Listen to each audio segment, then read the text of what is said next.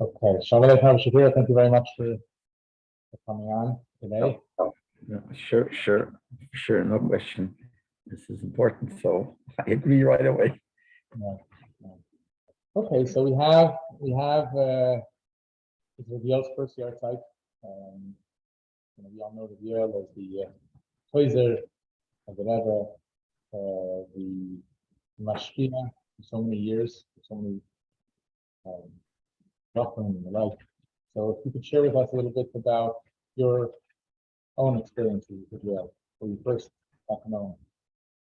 Okay, if you want to start from when I first got to know him, there's two levels in getting to know him. To know who he is one thing, and then to get to know him.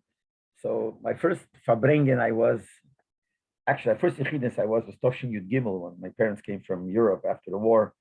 So I went to Yechidus before we moved to Cleveland. They joined them to Cleveland. I went to Yechidus, but Fabrengen, the first time I was by the Rebbe's Fabrengen was Toshin Yud Ches, Toshin Chai, for Simchas Torah Toshin Chai. And I remember the tziyur as a kid. I was a young kid then, and I remember the tziyur of after the Fabrengen, the Chazorah, and everyone pointed out this is Reb Yoel, very young man with like yellow glasses. And I was listening to them just as a kid to Chazorah, and obviously I didn't understand much. I just saw that his Chit Chadivur is not clear, and the truth is like this: that as great as his inyan was of being able to be masber inyanim, you had to get used to his Chit Chadivur, to the way he spoke. So that took a few moments till you got into it, but then when you found out, you could see who he was. So that's the first time I got to know who he is, and I was in awe of this person, Reb Yoel, the Rebbe's Chayzer. But then when I came to learn to New York, after my bar mitzvah, I came in the end of Toshin Chov. I came in El Toshin Chov. I came to learn. I went to Bedford, and he was one of the mashpiyim in Bedford. So the first year, the Seder was the 1 year you learn by Lis, and another year in Chassidus. Next year you learn Chassidus. 3 years in Sifte Hastas. It doesn't call it Sifte, they call it Shiva Tana or whatever. Maybe Sifte. So 1 year by Rabbi Lis, 1 year by Rabbi David Rask, and 1 by Rabbi Yoel. So the first year I learned by Rabbi Lis, but I got closer to Rabbi Yoel. So the next year I learned a little bit by Rabbi David, but I used to go into Rabbi Yoel's classes. How did we get close? Because the Seder used to be that after every Fabrengen, Shabbos Zikifar, Shabbos Vorcha, wherever the Fabrengen was, the next day, Sheikh Siddas, that he was not a Sheikh Siddas, Rabbi Yoel would Chazar Sichas for, besides Chazara that he had in some 70, official Chazara, he did it for us boys, 13, 14, 15-year-old boys. And that was for everybody. So I was there, and I used to sometimes write down the Sichas as a young kid like that. And B'meila made our relationship closer. And then I started even in the middle of the second year going into his Shir Chassidus, and I got to hear his Shiurim. And I got, like, I wouldn't use the word friendly because it's a Talmud, Mashpia, Mushpas type of thing, but that's what he had. His Ashpoah was so great then. And when he was in Bedford, that's when he really put in a lot of work. The Seisi used to bring by special year with the Pagris, not Stamazay. And again, we were 13, 14, 15-year-old kids. And he would bring Yutas Kislev, a ganze Nacht. He used to bring till 6 o'clock in the morning, or other times, special times, he used to bring. And that had a very great ashpoah. So that's when we got close. And basically, if I want to use these words, I don't know if there's proper way to describe it. He molded us, our kita. Actually, it was a very good kita. Then even the boys were young boys, but it was a very good kita. And basically, we were all kailing for it. And he molded us into whatever the Gelite became. Bochrim later and Gelite, it's a lot thanks to him. Now, I have to say the honest truth. His hashpoah was not mainly focused on every yochid. Like some hashpiyim they have a special relationship with this bocher, and they talk to him for hours, and this had hashpoah. His hashpoah was more b'derech makif, but it went into Pnimius. As I said, Hashpoah was the way he fabrenged and the way he described things, the way he explained in Yon and do his masber in Yon and Mercedes. So it pushed Farangehak in Kob by us, the cook was Chassidus is, and was Chassidus is, and how he's supposed to behave. And the main Nekuda was, one of the main Nekudas is Kashers. Then he fabrenged a lot about being bottled to the Rebbe. And you remember, a few fabrenged, we cried. With the Rebbe is a typewriter. Just like a typewriter, types. So the typewriter writes a sikha, types a maimer, a ganze maimer. It came from the typewriter. Typewriters, gegazem, yada chaytze. He was basically talking about himself because he was the chayzim. He was, but the bittul that you have to have, and that reingehakt in the kop, and what chassidim mean, the difference between chassidus and not learning chassidus, and those who are not shaykh chassidus, that came from him a lot. That's as far as his hashpoah is concerned on the bochim, and that brought. Doesn't mean that he didn't speak. There were times and he did speak. I remember myself, I had a long conversation with him once. Actually, this was already after we came to 770. Because we came to 770, I became 16 years old when I learned the 770. No, I came 15 and a half. But he continued being our mashpia. Our class was considered his mishpoim. His mukasharim. The elder bochim 770 used to laugh. Those are mukasharim. But we used to, so even in 770, he came along with us and continued being. So I remember I had a long conversation with him, talking, and one of the things he spoke to me then was the Negeya Tracht Chassidus. In other words, he did not stress so much davening barichas. I mean, he mentioned it in the but that was his focus when he did about Chassidus, like learning a lot of Chassidus, verstehen und Tracht Chassidus. Tracht Chassidus, in order to understand Chassidus, trachten in them. Even he says he once saw a young bocher that was davening with the minion, but in the middle of a tracht, and he even didn't realize that they're saying kedusha, and he learned to talk around they miss kedusha. So he says he looked at the bocher, and the bocher was very embarrassed. What was he embarrassed? He missed kedusha, but he says that's what I'm talking about. He didn't even chap that they're saying kedusha to get up. So I mean I remember a long conversation with them. Besides smaller conversation things, but the main thing was not so much the yechidim, but the group. He verbringt with the group. That's as far as his hashpoah and bochim. Actually, the Rebbe, he told me that the Rebbe and Yechidus, after he got married, told him he should speak to the Anhola, they should give him a job of being mashpia. So they gave him the job in Bedford for the young 14, 15-year-old kids. Told me next year when he went into Yechidus, the Rebbe asked him, what I said to you last year. So he said, yeah, they gave me a job in Bedford. The Rebbe started smiling. Nicht das will gemeint. Ich habe gemeint auf Bochum. Aber also es soll sein.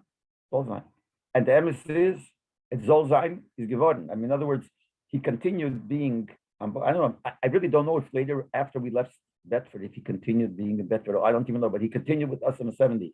And we were with him the whole time. Yeah. That's what the Rebbe wanted. It should be mashpia and bochim. And his hashpoah, it was once I wrote something to the Rebbe.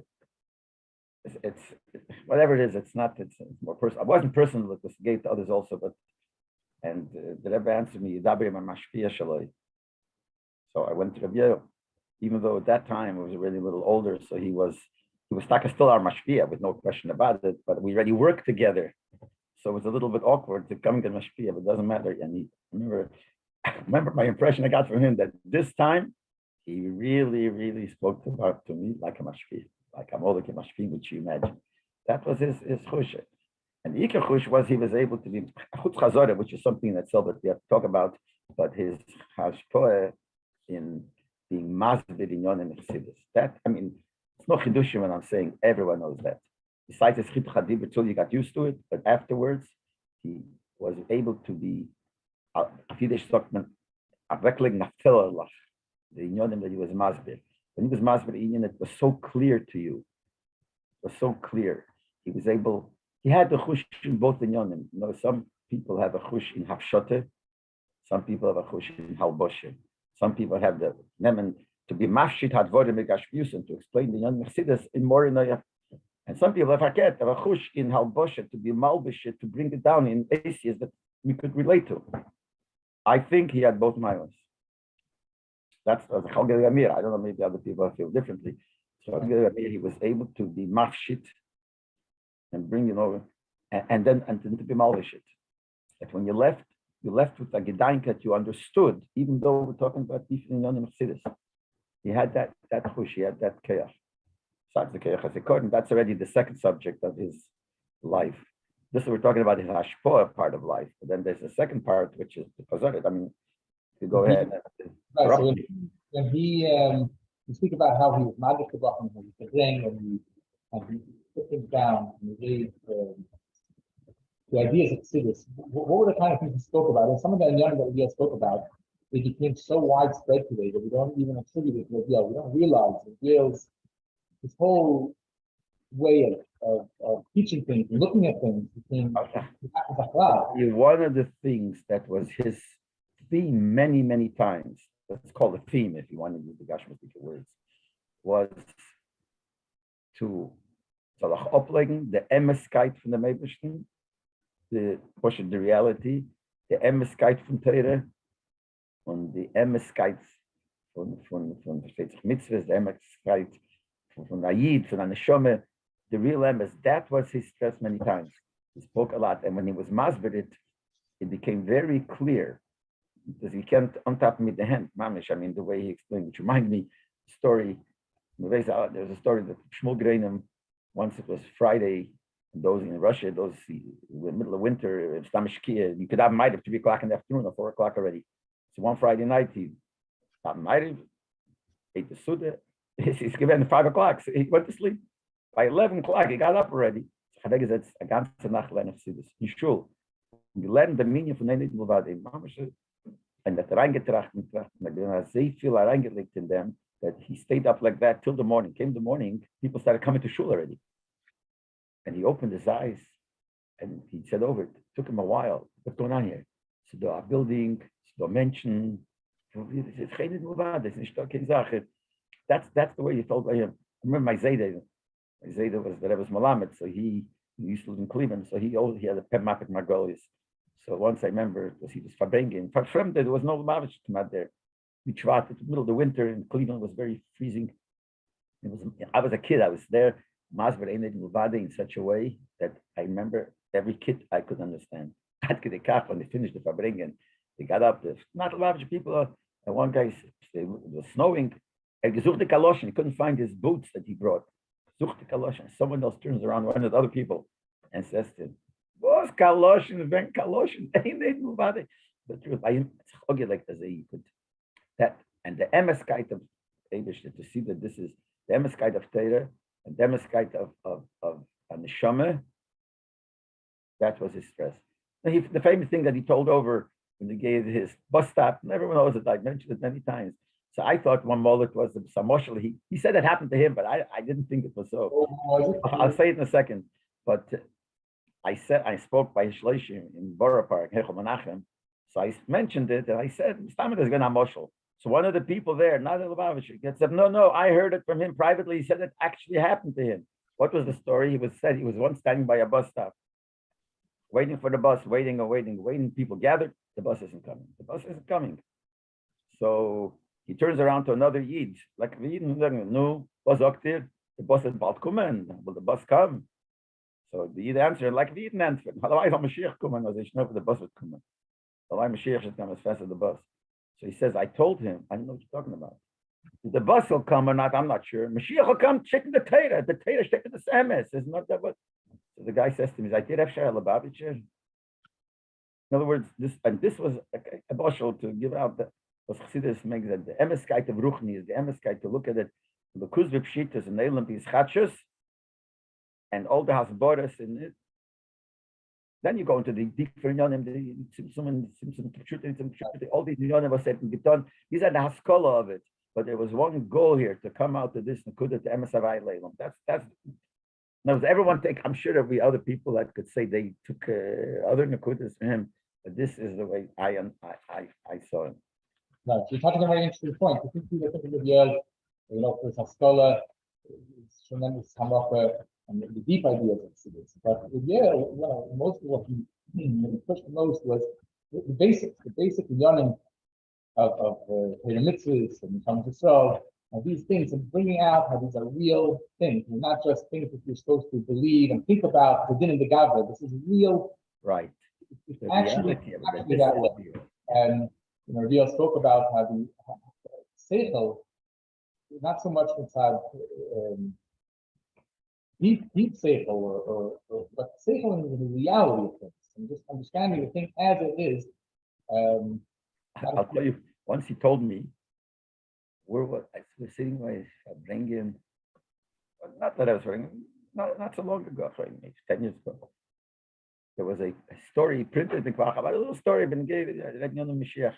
that there was a guy who used to rent a kretschmer from a poritz, and he pays 10 ruble. I don't remember 10 ruble a year. Once he couldn't go, he was not feeling well, so his son went instead. So he's making the deal, and the poritz said, "You know what? If you take it for 5 years, instead of each year going 10 ruble, something like that, I'll give you 40 ruble. You'll save yourself 10 ruble. Give me a chatchila for if I had the 5 years." So it's a good deal. He came back and he told his father, he told his father that I saved the money, so I did this. So I said, "What? You wasted money. So you just wasted for 1 year. But the other years, why did you do it? You wasted 30 ruble. You wasted." So Reb Yoel tells me, wird nicht gespult von dem Meise, von dem, was bei ihm zugelegt haben, ist nachher in Mashiach. Bei ihm ist gewesen Porsche for living guilt. That's it. That's how it was real. Porsche, he said, the time was not, don't you believe in Mashiach? The time was, you made me lose money. Because him it was real. That was a dogma he gave to the emes guy that's like the hoplegen emes guy. It fits to your gashmistic life, not psaruchmistic linyam, but the same thing with Torah, the same thing with the emes guy from the Eibishter. You spoke about how the Rebbe was not checking mezuzahs. Yeah, that he spoke many times. Even a little kid, the Rebbe trained us, a little kid base. The moment you hear somebody is sick, you say, "Oh, you have checking, but I've cooking the mezuzahs." Doesn't say you have to call a doctor. So the Rebbe just said, but it's true. I mean, that was his thing that to make it all real. And he was able to be masberit in such a way that that's the mila. Because Werther Kemazogme, if you don't understand it, the says is perfect. Real, so it's real more, you could say the real is more about the emes and the haskalah. So it comes with the emes, and the haskalah was the way of how to.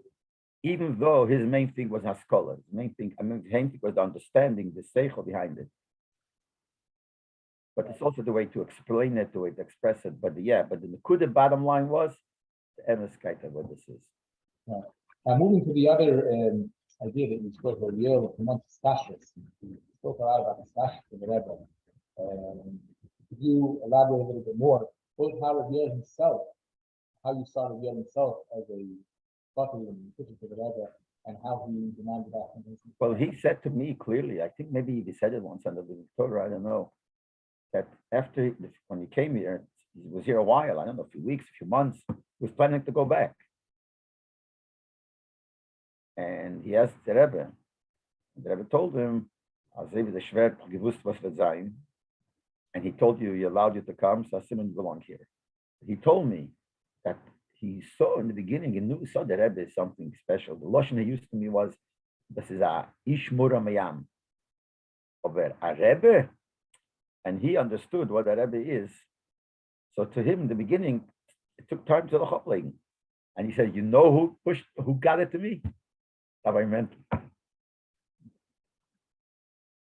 Mentlik told him, if you only know the yachas that the Frierdiker Rebbe had to the Rebbe, it would be different." So he got him he pushed. This was, I don't know, a few weeks, a few months after he came already. In other words, his kashras, because a lot of times I wonder, those chassidim, if you have chassidim that became a kusher, the second Frierdiker one was Nistalik, became a kusher, I can't understand it. Unless it's superficial, then Hank is there, morgen is der zweite. That takes time. So I can't understand. Unless it's a I can feel it. But Anoshim to get that, so it takes, and Take, he once told me that Teichen also, I spoke to him privately many hours, that Teichen, he said that, he also said it's not simple to say, this guy's drinking a kusher. But yet, it's hard to see if a person should become a kusher right away, if you're be'emes a kusher. So he said it, and it took him time. Didn't take him long. Something, some chassidim, maybe the elder chassidim took 2 years, 3 years, I don't know. But it's choget like be'em, the emes, and then he became completely kusher, and he felt himself the be'emes a typewriter. As much as he knew that he is the chazer, and sof kol sof, the Rebbe's Torah that we have is all thanks to him, even though not everything he wrote, a lot of things written by others, he's the mocker. In other words, the Rebbe Verbring, he has it, and from that is schon geworden, that geschrieben, that this came so many svarim and everything, but He's definitely the makir. He knew that, but he really felt that this is not. He still retained his bittul throughout all that. He really felt that this is the Rebbe's keches. He felt he got a brocha from the Rebbe also.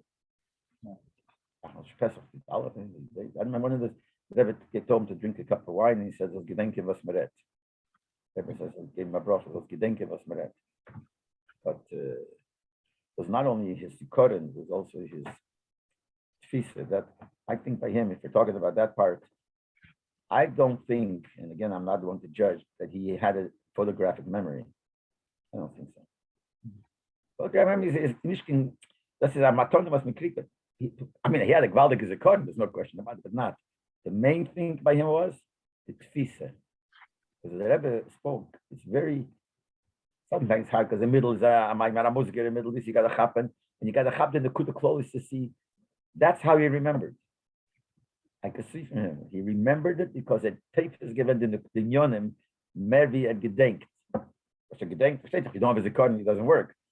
But but he was, all this was his bittul to the Rebbe. He was, because Be'emes, you would imagine a person like him with such, I don't know which better words to use, such a position would have feel a certain specialty legabe his closeness to the Rebbe. Feel specialty. So like he has it, it's a Rebbe. He could go over sometimes more than others. Nothing like him. And he felt that he had a schus to write the siches. Mamish is a schus. And he once told me privately, this, the truth is, I don't know if I ever told this to anybody. I think it's the first time I'm saying it. And he told me when he wrote the first 9 volumes of the siches. Later, it was the Rebbe wanted him to work on Sefer Erkim, with all kinds of other chreisen that he had, and other people started. So he said to me once, he felt bad that he couldn't do it. But the main thing he says he feels bad is that this is a chelik of these kashrus, and here there's a certain minimizing of what it was before, because that part he didn't have. And that's what bothered him very much. Remember, I was taking a walk for him down on Kingston Avenue, and he was telling me, I want to tell you, this is really it. It's not it. Because his thing is his kashrus. That was. Yeah. And he had a yachas like a Talmud, you see him, he's like a Talmud to be there. Yeah. Take another circles, a person like that, besides his personality, being the chazer, would be Sheikh Ilam Alchus would sit, but he would. And the Rebbe did not like push it either. The Rebbe did not want to take away his bittul, because the Rebbe could. At Kedikar, there were times of Fabrengens that the Rebbe once spoke things that was not was something about him, something that he said or he did, and the Rebbe was not happy. And the Rebbe could do. Why could the Rebbe wouldn't do it about somebody else? I mean, because he was a kela for this, because his bittul was completely, and that's what he instilled. A lot of the ways of looking at the Rebbe and things like that, the Deir Ashvi, what it is and this, comes from him. And it's not his chidushim.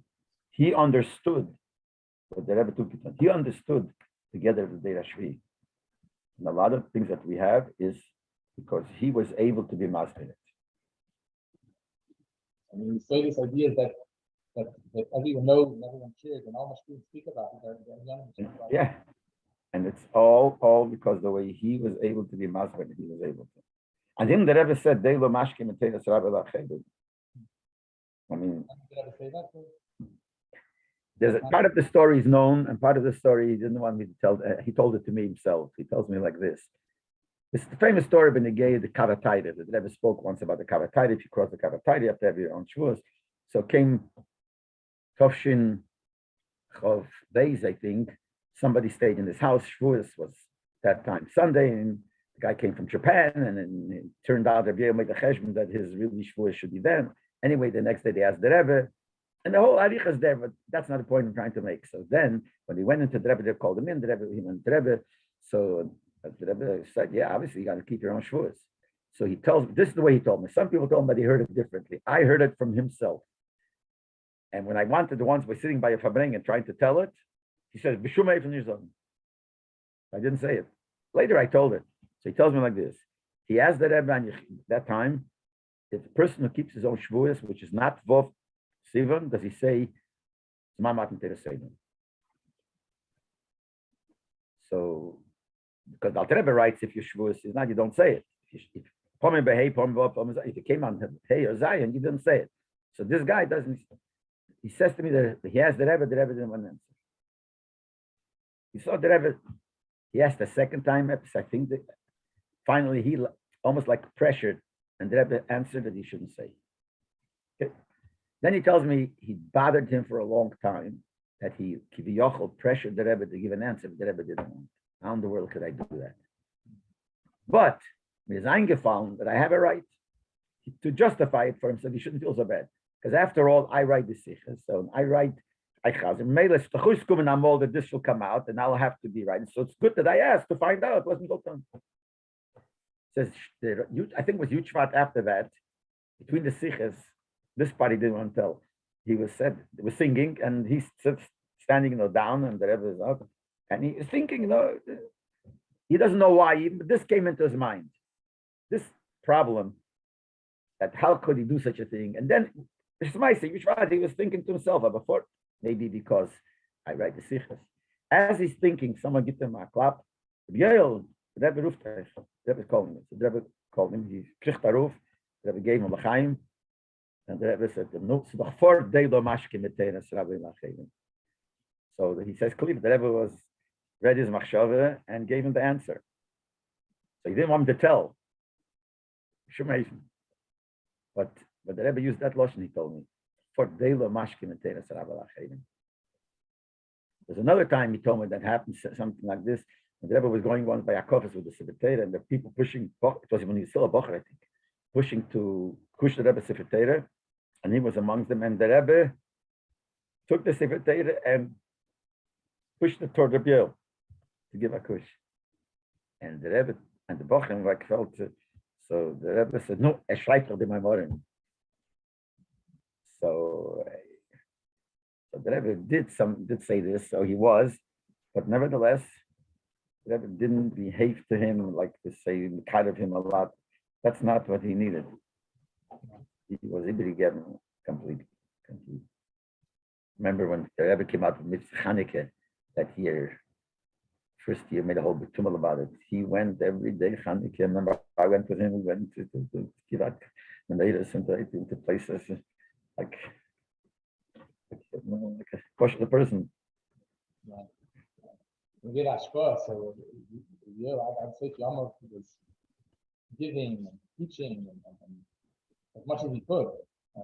Teach the cities, it was his life to teach cities and give over the Rebbe, to teach the same Maimorim again and again and again, and the same voices, and he never got tired of it. Even if he said the same Maimorim and the same Biurim, Tanayin Chayes. That's true. It's his life. To give teach the citizens of the Torah was speaking about young. And people felt it. Not Lubavitchers who were mushper from him felt it. We got it. Okay. Thank you very much. I'm not forgetting alle Hashpoes and Tals. The main thing by us is he brought the Rebbe Stele to the world. And the Zet Masigem and Hashemayim. Because he went on the boat to live Eretz Yisrael, Yuchvat, Friedrich Rebbe was Stalik, Shabbos, Sunday he went on the boat, he didn't even know about it, and he came mamish directly to the Rebbe. No. So it's Nashmaim, and the truth is, I'm not so sure that in the days before we had such a chaser. I'm not sure. I'm not sure like the Chazorah from Tzemach Tzedek, from Alter Rebbe, or Mittel, I mean, these are talking about the regular chazing. I don't know. Shilon was a chaser. Rabbi Simpson was a chaser by the Rebbe Rashab. No one comes to his head. I don't know. So many hours, hours and hours. So Simchas Torah came out Thursday and Friday. You know what happened? Simchas Torah, Shmini Atzeres was Thursday. Thursday night was a Fabrengen. Friday night there was a Fabringen. Shabbos afternoon there was a Fabringen. Motzei Shabbos, Nacht, there was the big Fabringen. Altogether, I how many hours is it? 15 hours, I don't know. There was no Chazorah in between.